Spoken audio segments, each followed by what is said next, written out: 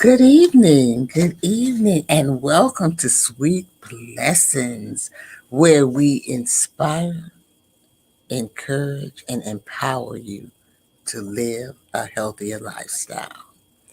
And so, the purpose of this podcast is to think about self care, about ordinary experiences that shed knowledge for all of us. I also offer guests and workshops who also are ordinary people doing extraordinary things. And so I want to welcome you this evening uh, to Sweet Blessings. I am going to talk a little bit. As you all know, I am a retired school teacher. I am an educational consultant. Um, I'm a instructor, baker instructor, cake decorating instructor. I'm a health consultant, as well as a jury instructor. And I'm powered by the CTR Media Network. And so I'm coming to you this evening. I am going to talk a little bit about preparing yourself for the coming school year. And so I'm going to shed a little light on going back to the classroom, whereas some people might not be going back to the classroom. And so, therefore, um, I'm going to talk a little bit about virtual as well. So, what we're going to do is we're going to take a brief commercial break. And but before I do that, let me go here and let you know that Facebook, you can support me by sending stars. Stars help me earn money to make more content as well. So I wanted to also share that with you, as well as this is my Facebook channel here. So if you want to watch me sometime on Facebook, I do stream live on Facebook as well. Also, I am also on YouTube. This is my YouTube channel, and I would be greatly appreciative if you would subscribe to my YouTube channel. Also, this is my email, and if you have any questions, you can also contact me there if you're interested in becoming a sponsor or being a guest on my show. I offer several sponsors packages as well as contributions. And this is my bit. So you can contact me either way on my bit or as well as on my email as well. So we're going to take that brief commercial, and then we will be right back. Okay. CTR Media Network is now accepting new podcasters to join our growing network that's reaching 350 million global listeners. Have you heard? CTR Media Network offers podcast production, podcast training, distribution, and product placement. Book us for your next event or schedule an interview with CTR Media Network podcasters today. To learn more, go to ctrmedianetwork.com. Well, welcome. I'm back and glad to have you back. And I'm going to go over here to my presentation slide, preparing for a new school year. So I'm going to give you some tips and some strategies for that as well. Some are going to be for teachers, some are going to be for administrators, and I'm even going to give some tips on preschoolers because there's just some different things that you would also do with preschoolers. So I am a preschool teacher, and so therefore I taught Head Start for over 20 years, more than 20 years, and also state pre-kindergarten. So my field was in early childhood, but I covered a whole, I guess you say, gamut of skills and things like that with when I was teaching. So we're gonna start with. I'm hoping that these are a collection of tips, advice, and resources that will help you with some of the challenges in the new year. So I didn't want to wait until September. Most people have starting school in August, whether it's college, high school, or grammar school. Most people start in August. So um, you can't just wait until the last minute. And to me, this might be uh, last minute. Okay, it's the start of a new school year, and it's a natural to feel a mixture of excitement and apprehensive, especially in the wake of the COVID-19 pandemic. So I was fortunate because I did not teach during that time. I had retired by the time the pandemic came. But I'm going to let you know that even though I was not teaching, I was affected by it because my granddaughter was in school at that time. And so she was affected by it, the COVID. And so in turn, it affected the family as well. So whether this fall brings in person or remote learning or something in between, planning early can help set the tone for the rest of the year. So the first thing you want to do is to ensure that you and your students are safe. Okay. And so these are some of the tips that I am going to show you that kind of will help you along that way. Tips and strategies. So the first thing you want to do is you want to plan ahead. You don't want to wait till the last minute to do your planning. Okay. And it doesn't matter. Sometimes you don't even know. I'm gonna tell you because I'm speaking from experience. Sometimes you go to the school, you don't even know what classroom you're going to have, whether it's going to be uh, first grade, second grade, seventh grade, eighth grade. You don't know that. But there are a few things that you can do um, to plan ahead for that day. So and don't forget, even though you might have anxiety, don't forget that the students might have anxiety too. And that first day is full of emotions. So from happy to excited to worried to scared. So plan to get to know your students first. That's the first thing I think that everyone needs to do. So find some fun games or some icebreakers to kick off the day. And I want to tell you that even though I am giving these tips and strategies, you can use some of these for all grades, all ages. And then there are some that are just specific to certain age groups. So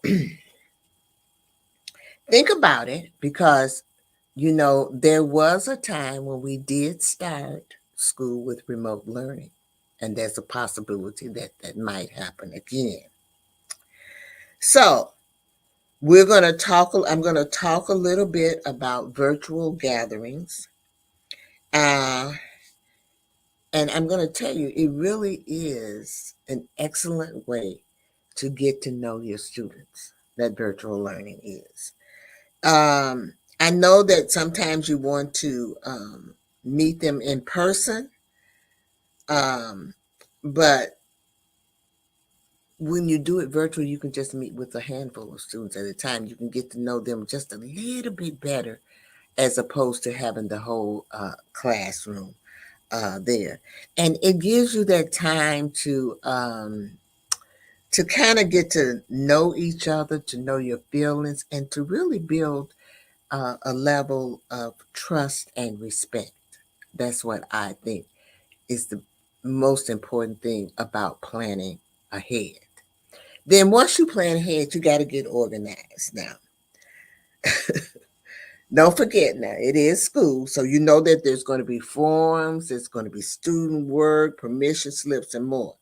No one solution will fit your organizational style, but finding out what works best for you now could help save time later down the road.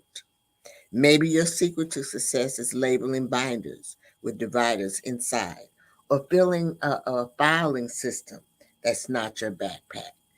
So, I don't know. I think that the first thing I did, and I'm going to talk about this a little bit. I don't want to talk about it now. Uh, but you want to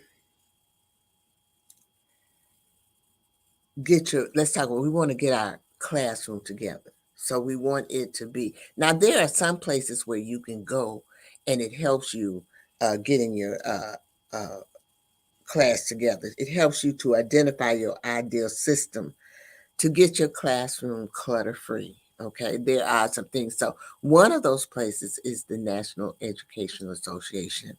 They have a quiz that you can take, but you can also go to the NACE, which is the National Association for the Education of Young Children.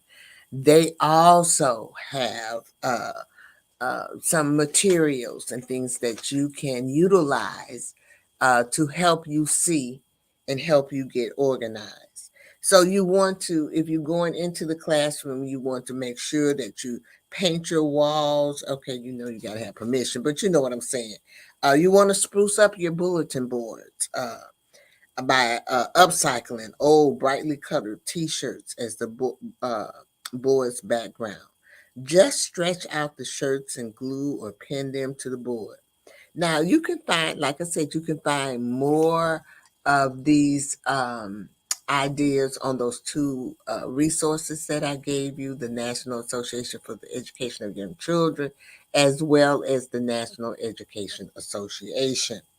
And so after that, after you design your classroom, okay, kind of got a little ahead of myself, but then you want to establish a classroom culture. So you want to update or create your list of classroom rules. Then discuss them with your children and get their buy in. Establishing classroom rules or routine is also a must do.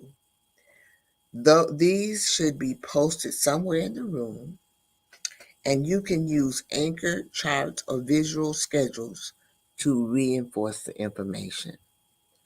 So, this here, in this situation, um, they're saying that you make the rules. I did mine just a teeny bit differently. And believe it or not, it was a system that I used and I utilized it the whole time that I was teaching. It worked for me. It might not work for others, but it worked for me. I did not make up the classroom rules. I had the children make up the rules. And so I found that when I was teaching, that even the little ones, the 3 and 4 year olds, they are able to you know, tell the difference. I can't say the word right now, but tell the difference between good and bad and what they should be doing and what they shouldn't be doing. So, my first day of school, and people will always um, be wondering how I get my class to be so quiet and you could hear a pin drop. I could be absent and my class would still be good. I didn't do anything to them. I just let them make up their rules. And so at the beginning of the year, the very first day, we talk a little bit, but then I said, well, we got to make up some rules. So everybody in the classroom is going to give a rule. And I would write those rules on the board. Everybody contributed, okay?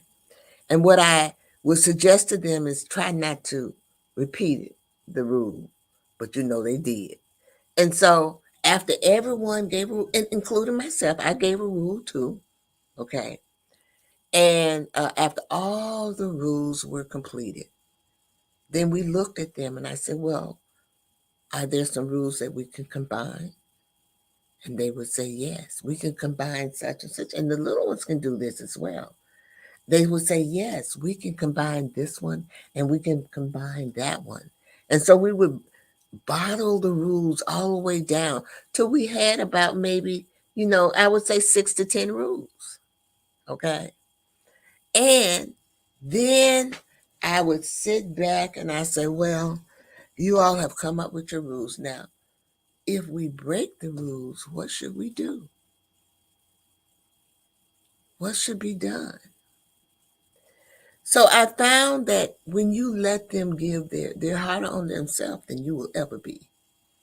But if you let them come up with their own rules and their own punishment, you won't have any problem all year long. The children will help you. They'll say, oh, that's one of our rules. You broke a rule.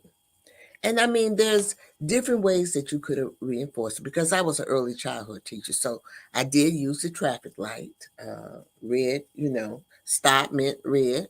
And I used clothespins, things that the children could, I guess, could relate to.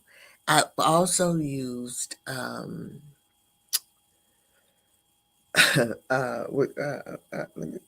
other thing. I used the traffic light.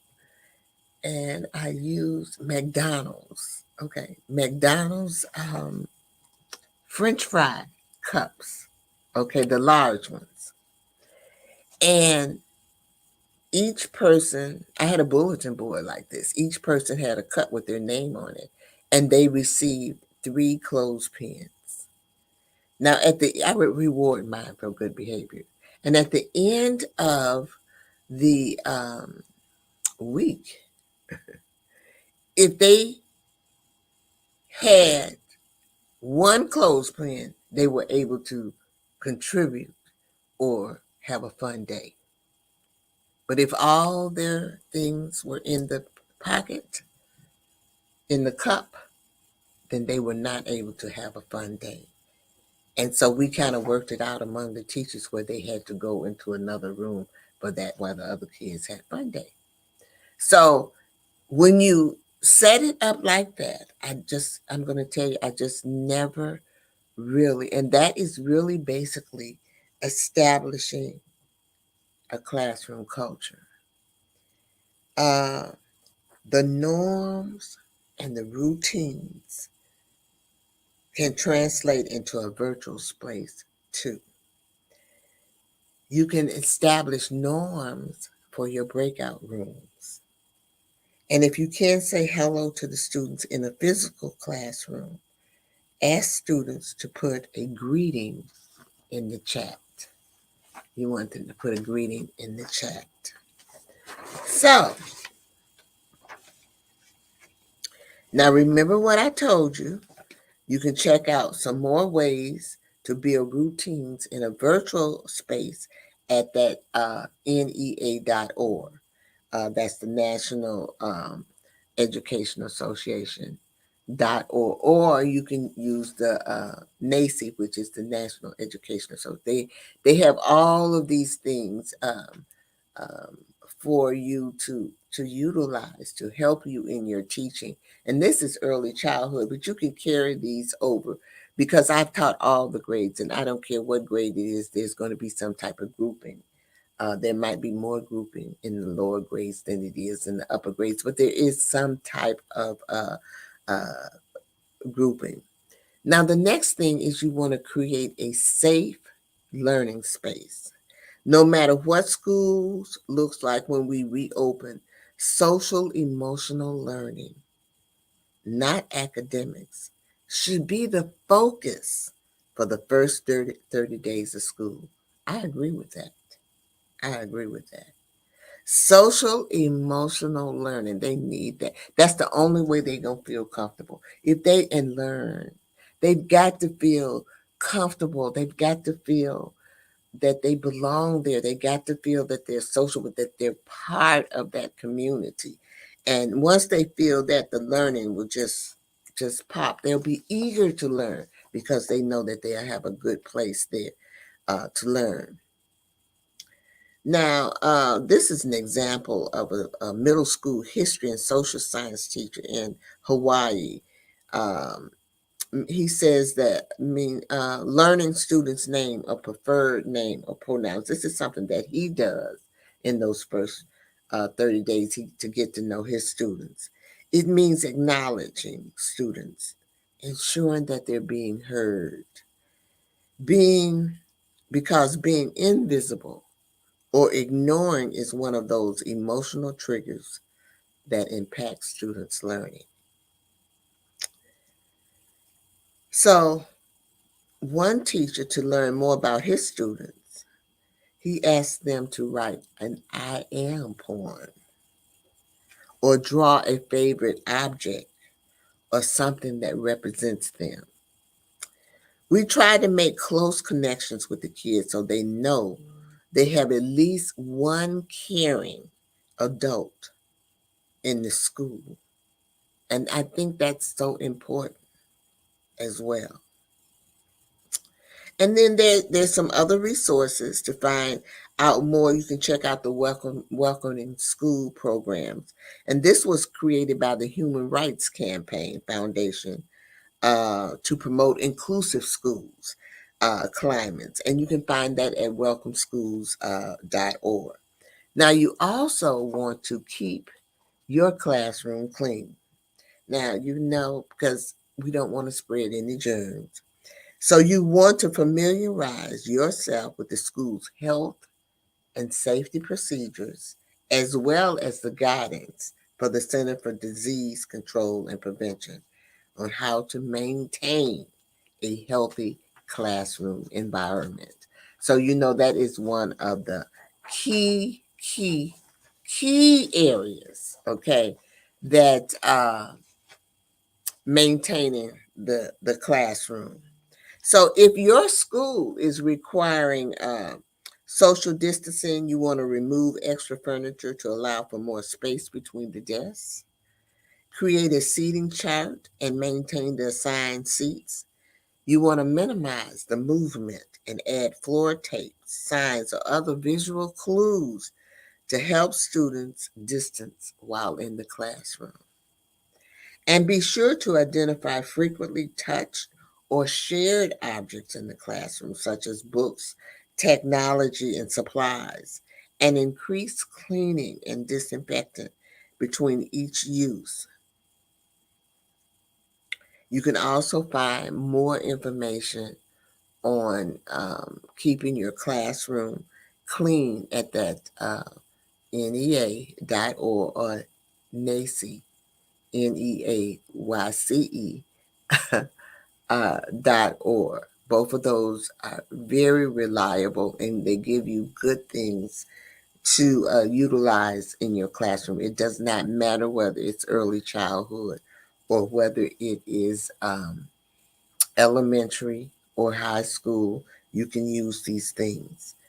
Now, before, we didn't have to address the pandemic trauma, but now we do. The pandemic, what it really did was that it brought national attention to the inequities that hinder students' learning. But these problems are not new to educators. I just want to let you know. It's no secret that students struggle to learn when their families are homeless or in an economical crisis. If you see students floundering as a result of anxiety, depression, trauma, or fear, there are ways you can help support them. There are ways. Some first steps include providing reassurance and validating students' negative feelings. You can help them regulate their responses to those feelings through breathing and meditation activities or by practicing mindful listening. Now, these are techniques that I have encouraged adults to do. But as you can see, you can also encourage children. They should be meditating, and because it calms you down. It really calms you down. And there's so much going on in the world that we need to teach our children how to calm down so we don't have anger and all that rage going on. And it is so important that students be able to socialize. And so to me, that pandemic took that away because there was so much separation. Pre-pandemic, I was structured. This is a teacher saying she was structured, the librarian. She was structured every minute of the library experience trying to keep order. Post-pandemic, I plan. She allows them time to interact and gives the students a safe place to themselves and let them know that they're special, unique, and fabulous the way they are. So I think that the pandemic made teachers more aware uh, when they do go to those special classes like gym and library and those type of things, that it's important that they be able to socialize, because to me, COVID took away most of the socialization um, as well. So we're going to take another brief commercial, and we are going to come back, and I am going to talk a little bit about self-care, because all of these things are, I'm sorry, all of these things relate to self-care. All right, here we go.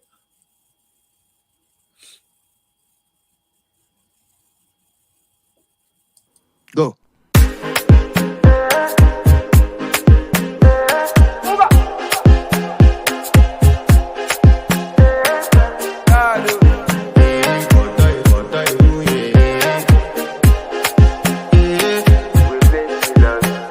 I want to flex my love. I want to impress. And I want to carry my love away. All righty. It's my little bitty commercial I made. All righty, we're going to move on here to we're still on tips and strategies, but we're going to talk a little bit more about practicing self-care, because it's important that you practice self-care. But let me explain this to you. Now, as an educator, we are expected to help students through their trauma. Okay. But if you're not good yourself, you are no good for the students. How can you help the students with trauma if you can't handle it yourself? So not only do you have to teach the children to practice self-care, but you have to practice self-care yourself. And that was something that I guess most parents or most mothers put their children ahead of themselves, and they sometimes that self-care kind of gets pushed to the back burner. But we cannot do that. We cannot let that happen. You have got to concentrate on self-care. Plus, you have to teach the children about self-care. Administrators can establish practices that support the well-being of educators too. What do you do If you're in a toxic environment, you can't self-care yourself away from that. And we can't keep on, we can't keep layering things on teachers. Okay. Because I've seen many teachers be in toxic environments. It is very hard being a teacher. Most people don't realize it. They're very underpaid, but it's very hard because you're dealing with administration, you're dealing with parents, you're dealing with the kids and all of that, and plus you're trying to teach them about life as well as educate them. Um, Oh Lord. So the well-being is very important. That's all I got to say. The well-being, your self-care is very important. And professional development is important. I don't care. Professional development is important in anything that you do. Whether you in sales, anything, you need that personal development. It's very important. It keeps you uh, uh, well diverse, well inclusive of what's going on in the world.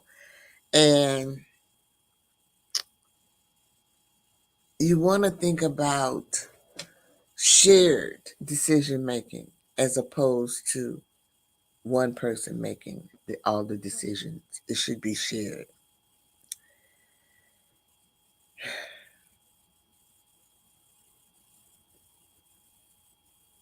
All right. The next one is know your rights. You need to know your rights.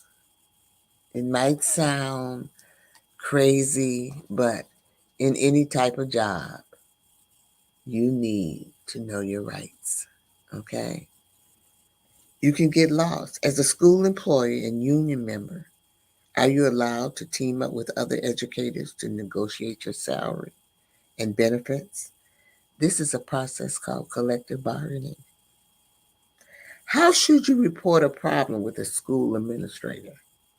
What do you need to do if you require medical accommodations due to COVID-19 or other health issues? And I'm going to tell you the laws vary from state to state. But those two organizations that I told you about,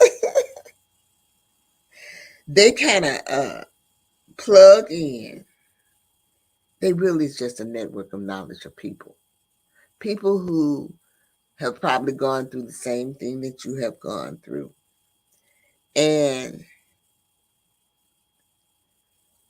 as you make your way through the first few weeks of the school year, get to know things about your local and state associations, as well as your administrators. You want to get to know them.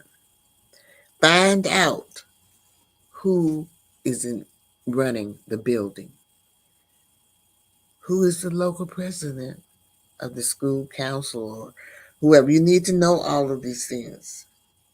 Okay. And then that organization also will let you know um, some things about how you can learn more about your rights and everything because we all have rights and we should all uh, be aware of those rights. The next thing is to get professional training. Lord Jesus. Did your career goal take a backseat during the pandemic? You're not alone. It's a new school year and things are looking up. So now is the time to jumpstart your professional growth. Whether you're a first year educator or a 30-year veteran, training can help you improve your practice and strengthen your leadership skills. Take the first step by checking out what these different organizations. You don't have to use this. There are other organizations, but I'm telling you, these are two kind of like reliable organizations. Um, Look and see what they're offering. Now, Both of these programs offer a training environment as well as they both offer national accreditation. Uh, and you can go to these programs. I don't want to get in because that's a whole totally different spectrum, and I just don't want to get into too much of that as well. But they both offer training. Um, and then the NEA, the National Education Association, they also have a School Me podcast, okay, where seasoned educators share their expertise on topics such as restorative justice, students with disabilities, and career tips for educational support for professionals. So, just that, the next thing is incorporate rest and relaxation. Let's face it, educators struggle when it comes to self care. I just told you that was something that I struggle with. I always put other people before me. I put my students before me, my child before me. I was guilty of that. As you plan for a successful school year, make sure to schedule some you time. Go on a good Netflix binge or read your favorite book. Exercise consistently to have an outlet and release some of those endorphins, whether it's a long walk or bicycling, or whether your heart, just do whatever your heart desires. And then I want to say, advocate for your colleagues and students. We have got to start advocating for our students and our colleagues. We just cannot just sit by and not do anything. So I am part of NACI, which is the National Association. I'm part of both of those two organizations, but I do a lot of work in the National Association for the Education of Young Children. I am an advocate for that. I believe in early childhood education. I have served as the president of the South Suburban AEYEC, and I have also been a delegate to the Illinois AEYC, which is the state part of the organization. And I'm also a member of the National Association. I have helped sites become accredited. I have gone and accredited sites. And I have also, what I do now is I mentor daycares to get their national accreditation. And it's a process. It's a process. It does not happen overnight.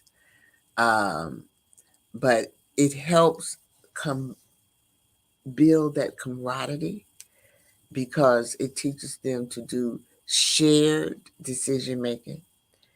It teaches them that everybody is the same. So the staff is not this person is better than that person. It teaches them that everybody in that daycare has a part in your child's learning. And that's important. It doesn't matter.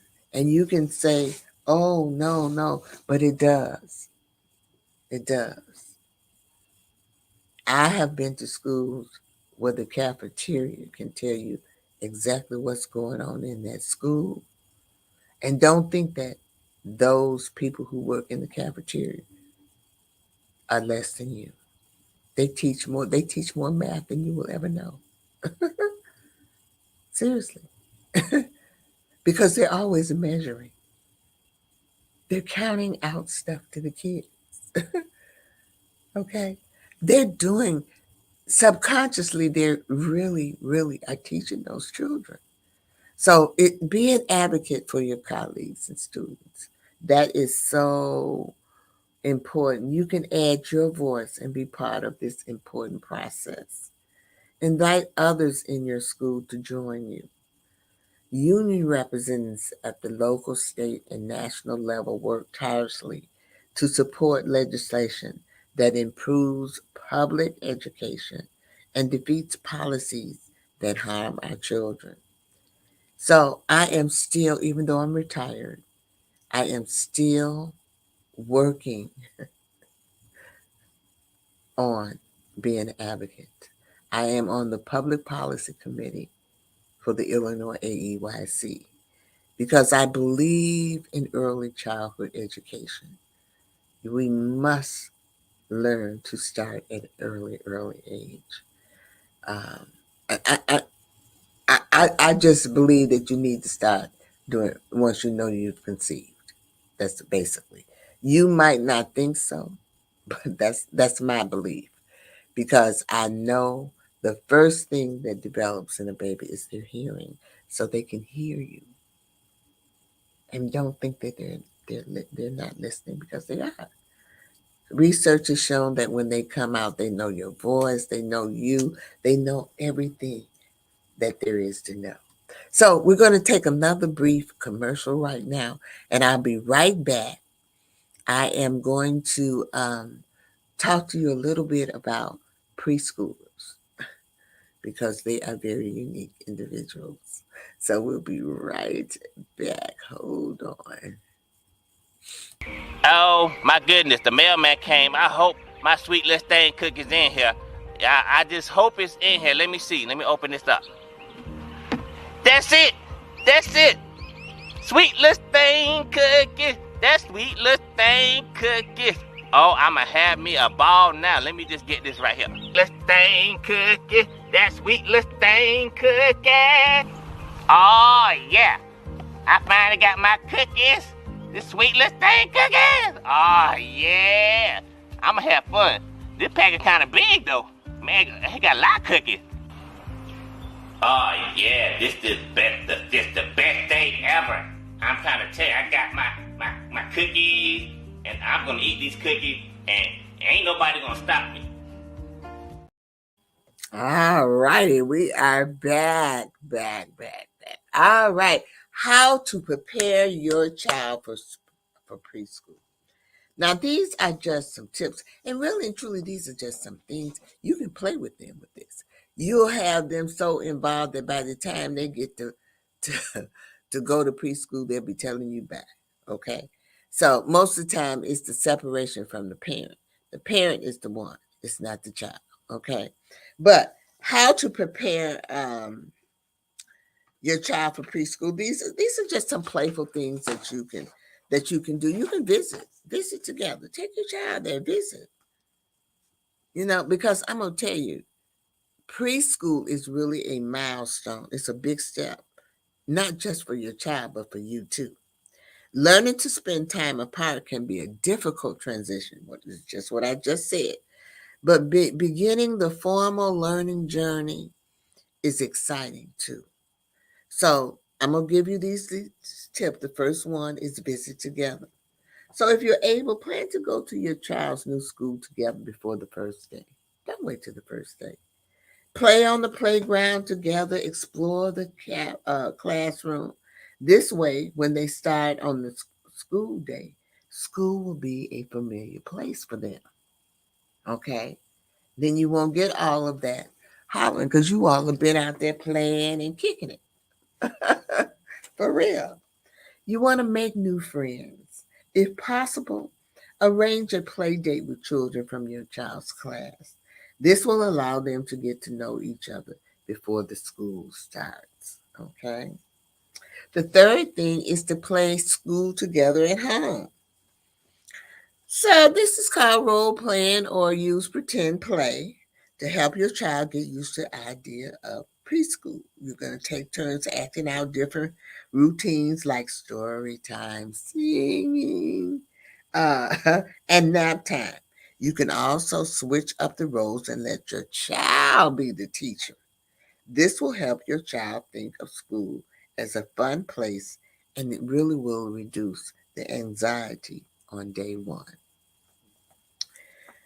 You want to turn getting ready game skills into a game. So you want to practice fastening your buttons and zippers and putting on a backpack and hanging the coat or a jacket on a hook. You should take turns putting on shoes into a game and see how fast you can do it. So you want to take turns with that. Okay. Then you want to share your experiences. Tell your little one stories about when you first went to school, how you felt, and special memories that you made.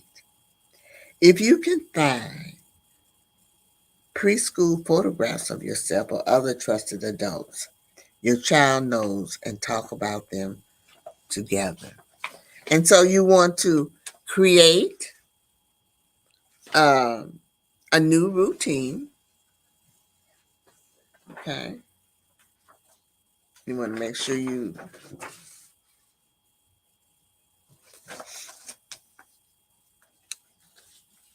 create a routine for your kids if possible.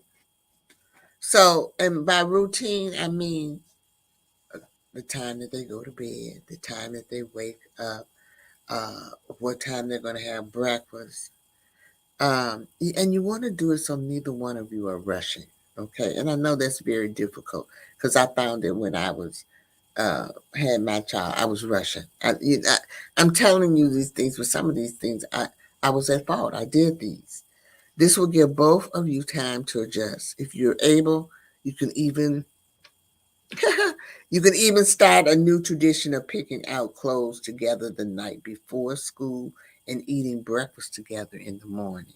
So that means you have to get up, in enough time so that you can, do all of those things. And most important, you want to listen to your child. Ask your little one about their feelings, about going to school, and reassure them that it's normal to feel excited, worried, or have any type of emotions. Start something new. Starting something new can be scary and big. It can also be lots of fun. How many times have you started something new and been afraid? How many times have you done that? There's a fear there. You get that anxiety there as well. So reassure your child that you will be there to pick them up at the end of the day and talk about what those routines would look like too. And oh my God, you need the last one. Have a goodbye plan. Say goodbye. Saying goodbye can be difficult for both of you and your child. When that time comes, try to keep your parting quick and positive. Reassure your child that you will see each other again soon.